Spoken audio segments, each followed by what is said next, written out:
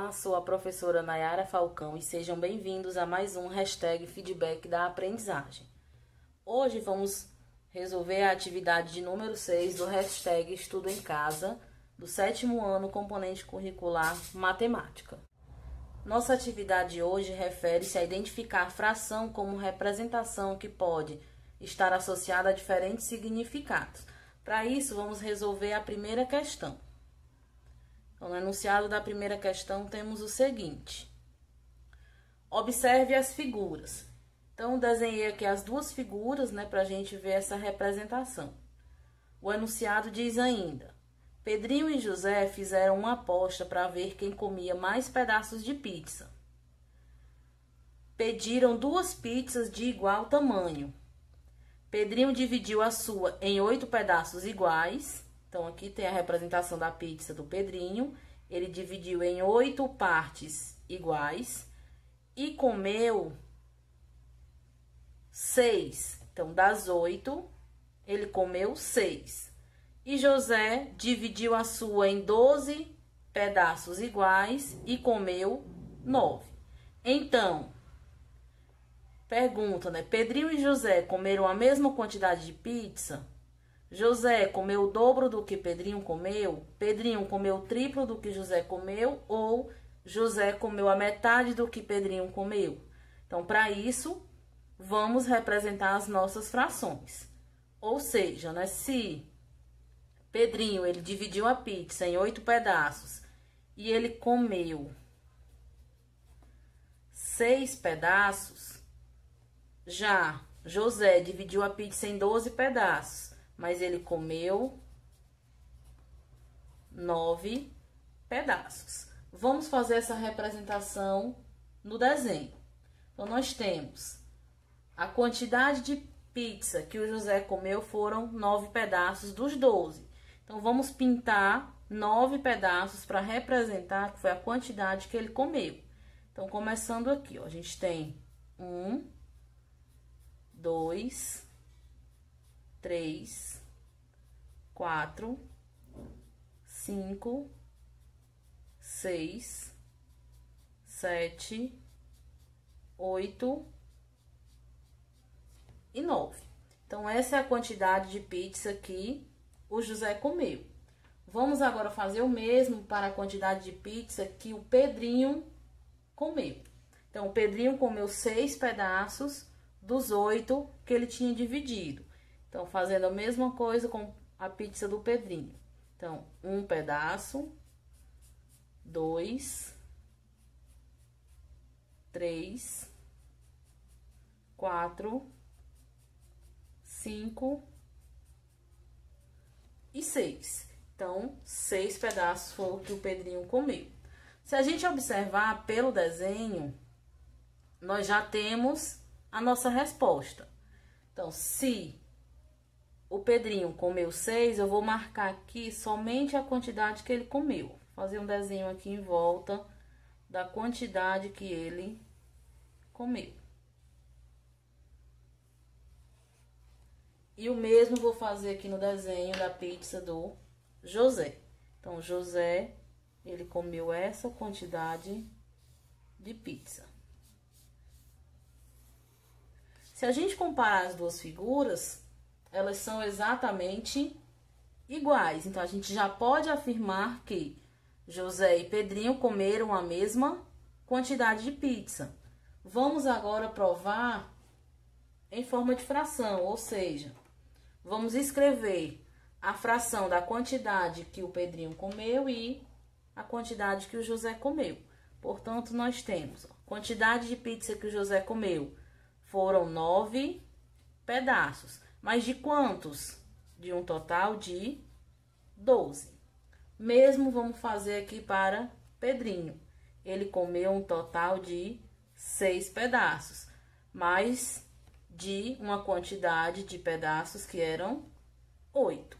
Vamos agora simplificar essas frações. Então, simplificando, 9 e 12 dá para a gente dividir tudo por 3. Então, simplificando por 3... 9 dividido por 3 igual a 3. E 12 dividido por 3 é igual a 4. Portanto, 3 e 4 não tem nenhum divisor mais em comum. Então, a nossa fração simplificada ao máximo é 3/4. Vamos agora simplificar a fração de Pedrinho. 6 e 8 tem um divisor em comum, que é o 2.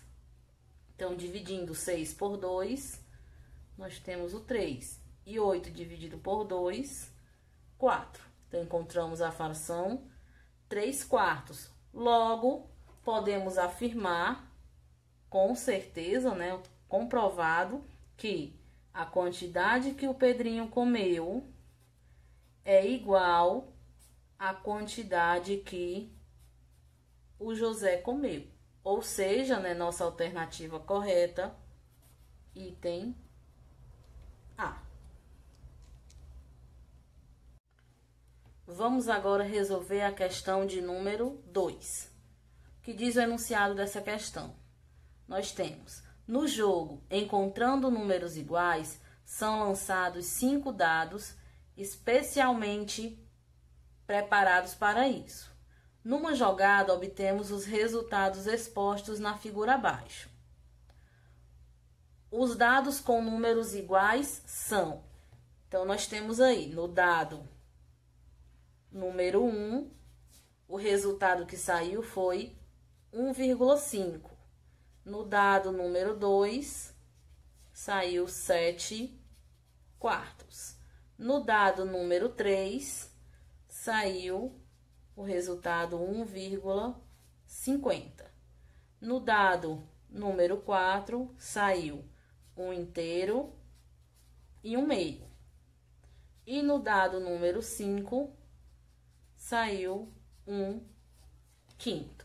A questão pergunta quais desses dados têm números iguais. Então, vamos representar esses números de formas diferentes para a gente determinar quais deles são iguais ou não. Então, para isso, vamos começar com o dado de número 1. Então, o dado de número 1, esse 1,5, a gente pode escrever na forma de fração. De que maneira? Quando eu tenho uma casinha depois da vírgula, eu vou transformar esse número em um número inteiro, 15, e vou dividir por 10. Então, 15 sobre 10 é a mesma coisa que 1,5. Logo, esses dois números são números que têm divisor em comum. Então, vamos fazer a simplificação. Então, simplificando 15 e 10 por 5, nós obtemos 3/meio. Ou seja, 15 dividido por 5 é 3 e 10 dividido por 5 é igual a 2.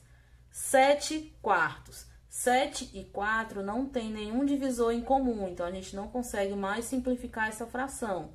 Então, nossa fração já é simplificada ao máximo. O dado número 3 é 1,50. Lembra quando eu falei aqui no primeiro dado, quando eu tenho uma casinha depois da vírgula, eu transformo esse número em inteiro e divido por 10.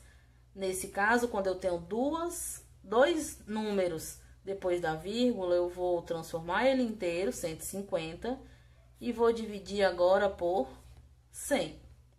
Simplificando, né, ó, posso simplificar o 0 e 0, e fiquei com 15 sobre 10, a mesma coisa do dado número 1. Vou simplificar também por 5, obtendo 3/meio. Agora, o dado número 4, eu tenho aí um número misto, 1 inteiro e 1 meio. Como é que eu faço a representação em forma de fração desse número misto? Vamos entender primeiro com uma representação gráfica. Eu tenho a minha fração, que é 1 meio. Então, vamos escrever aqui primeiro a fração.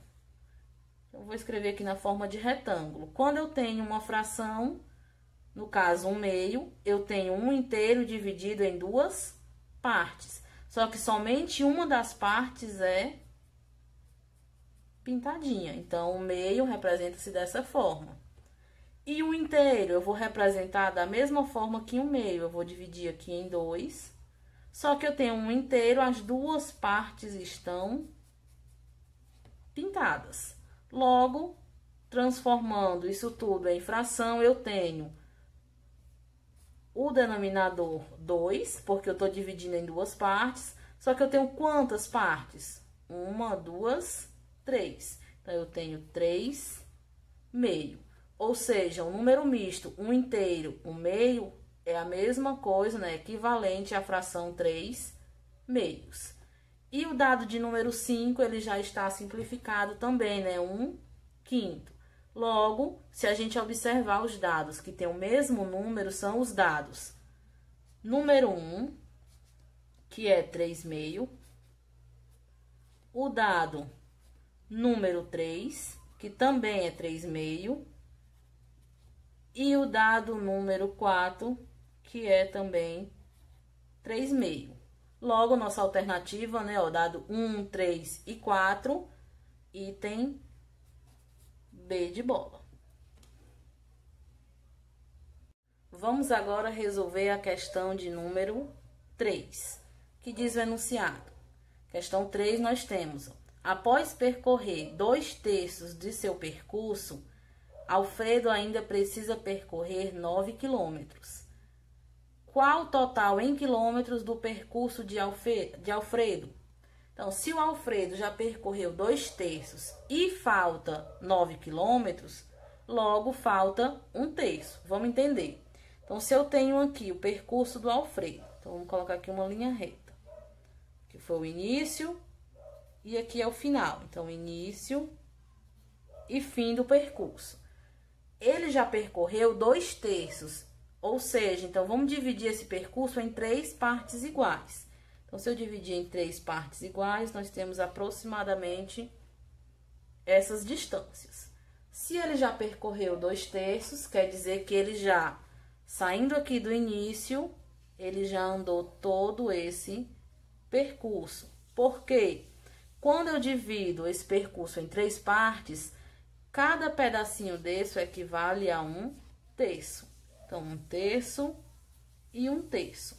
Se ele já percorreu 2/3, ou seja, se ele já percorreu 2 pedacinhos desse, falta ele percorrer apenas um pedaço, ou seja, falta ele percorrer 1/3.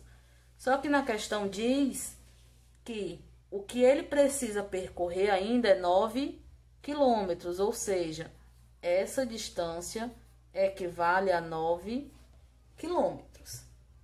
Aí pergunta na questão qual é a distância total. Logo, podemos dizer que se um pedacinho é 9 quilômetros e o percurso total não são 3 pedacinhos, nós podemos encontrar que o tamanho total é 3 vezes 9. Então, o tamanho total é 27 quilômetros. Olhando aqui nossas alternativas, né? Item correto, item D de dado.